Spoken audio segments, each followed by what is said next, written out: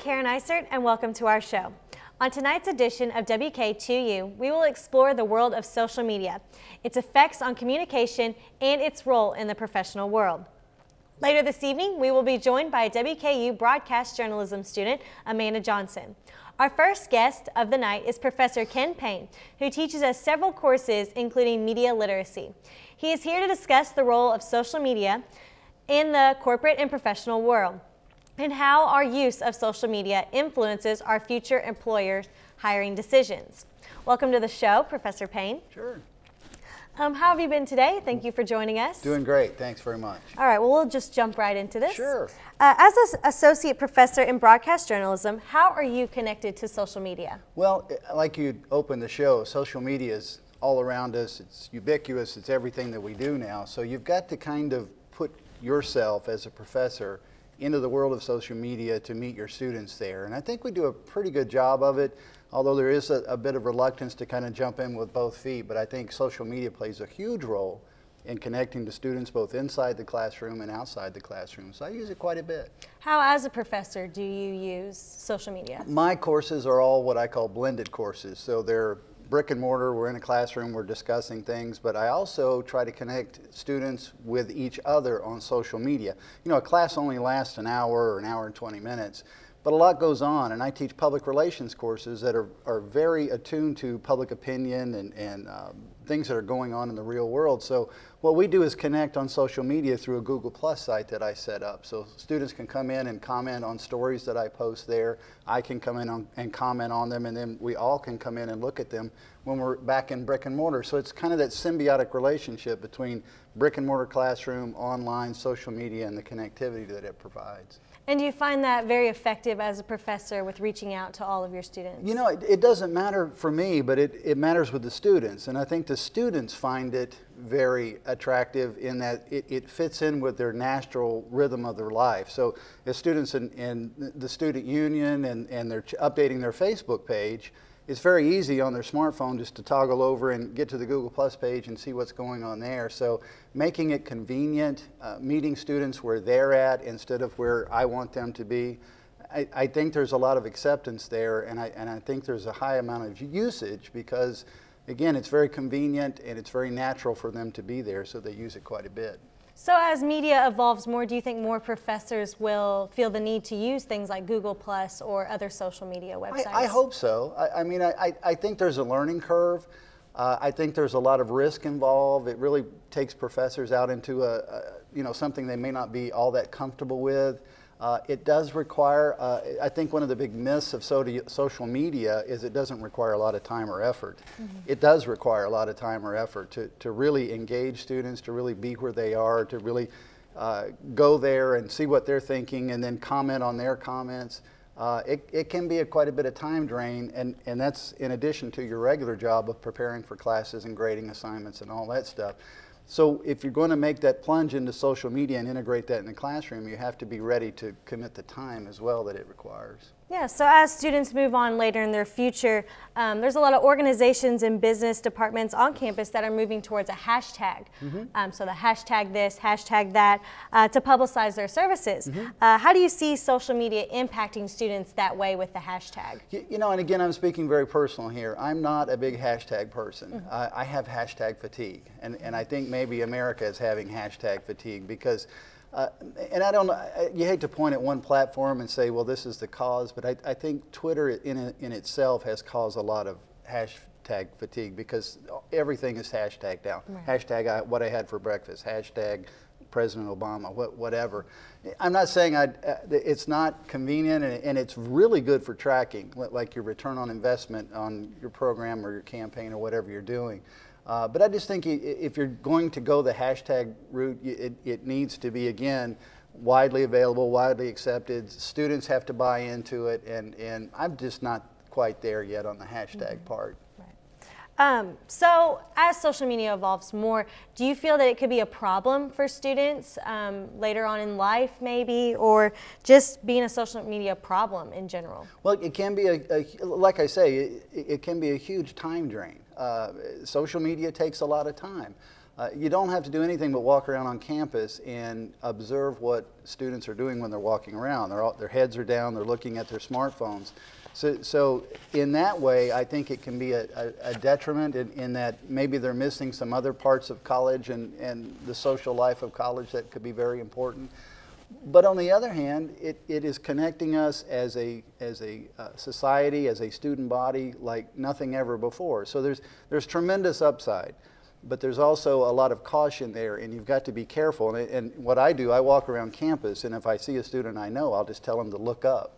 Because again, that face down in my smartphone and army of one kind of thing, walking around campus, I think you miss a lot. So I guess what I'm saying, there has to be a balance between good use of social media, important use of social media, and then not missing the life that's going on around you.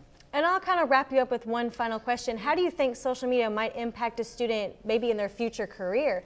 So if a student's always on their phone in class or during a break, do you think that later on in their career, say they take a break for one moment, they'll be on social media? Would that affect with a future employer, or? Well, there's no doubt that employers believe that students are digital natives. Students grew up in this. So to not pay attention to what I call their digital footprint is folly. Every student needs to be involved with that, understanding what their presence is. And it's very easy to do. Just Google your name. Just see what comes up. And there's two responses to that. Either a lot of really bad things come up on your Facebook page, images and so on, or nothing at all comes up, which can be just as bad, which means that you're not paying attention to things like your LinkedIn account, your other social media accounts. So again, just awareness, being aware of your social footprint, what's out there, what you can put out there, how you can manage that yourself is very important for the professional life. Well, thank you for giving this insight, Dr. Payne. Thank you for joining us. After the break, we will continue our discussion on social media with WKU student, so stick around.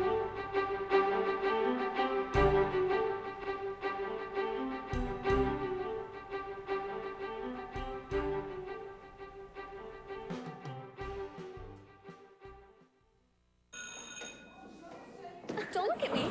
Your hair's a bit frizzy today. Oh, you should pick that up. Oh, you're such a dork. Loser. Here, let me help you with that. Oops. Every day, kids witness bullying. Oh, look. Your crush is looking at you. Poor you. They want to help, but don't know how. See, no one here's gonna help you, because no one Teach your likes you. kids how to be more than a bystander. Visit stopbullying.gov.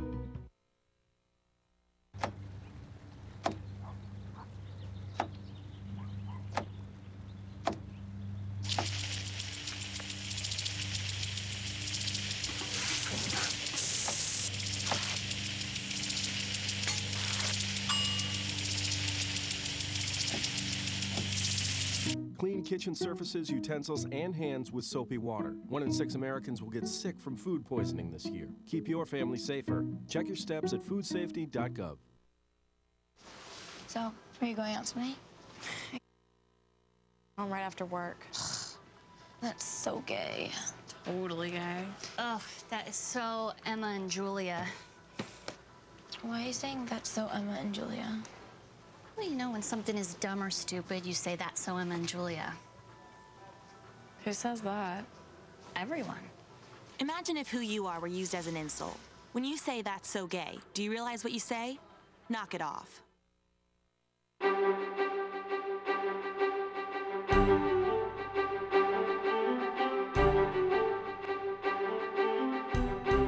Welcome back to WK2U. I'm your host, Karen Iser, and we are continuing our discussion on social media with one of our second guests to talk about student point of view. With me is WKU student Amanda Johnson. We're glad you're joining us today, Amanda. Let's just jump right into it since I've already talked to Dr. Payne. So how has social media influenced your communication? Social media influences communication every single day in everything that we do, in classroom discussion and everything. People always have their cell phones out. We're always on Facebook, Instagram, Twitter. It's something that we run to and cling to almost, and face-to-face communication is hurting because of it. We use it in group communication and everything that we do, and it's one of those things that we'll slowly see face-to-face communication fall off if we don't work towards that.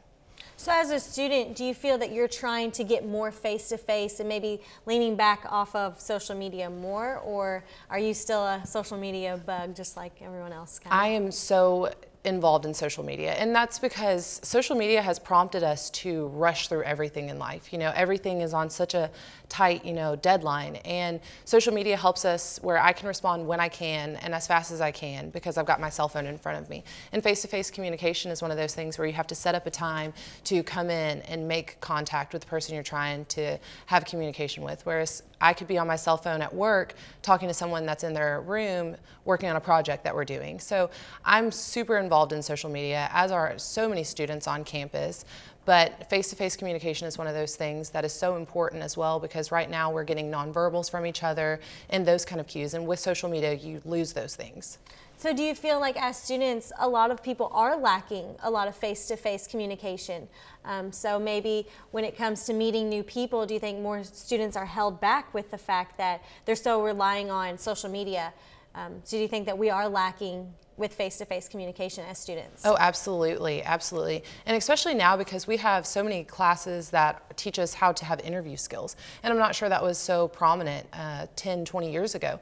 But now we have to have people tell us how to talk because it's so challenging, because we're always texting and typing and, using emojis and trying to make ourselves known in that way. But, on social media, like I said, you can't get the vibe that you can in face-to-face communication, and that's something that needs to be taught. Right, right. Okay, tell me a little bit about your PRSSA, your role and how PR is connected to social media. I am actually not involved in PRSSA. I do use social media in my job, though. I am a fusion journalist with Western iMedia, and we go out and we use small forms of social media that aren't as predominant in society. Like, we're going to New York in May, and what we're doing is we're using an app called Flipagram, and we're going to tell a story of the 400 biggest names in media right now. And what we're going to do is we're going to take that app and we're going to use still images of people and have audio in the background to use that as an interview topic, and it's supposed to get out to almost 8 million people. And that's just another way that you can use social media to push out anything to people around the world, and that's another good thing for social media. Face-to-face communication keeps me right here, right now, but social media can put me from here all over the globe in seconds, and that's a great way to do that. So do you feel that more professors should be using social media to branch out with their learning and exploring? And do you feel that as a student you find it more helpful if a professor uses social media, or it's kind of, leave that to the new generation, stick to what you know? I love when my professors use social media. I like when my professors try to meet me halfway. It encourages me to meet them halfway as well. Like, if they put in some effort to kind of meet me where I'm at in social media, I might be more, interactive in class or something like that, because they've taken the step out to try to help me.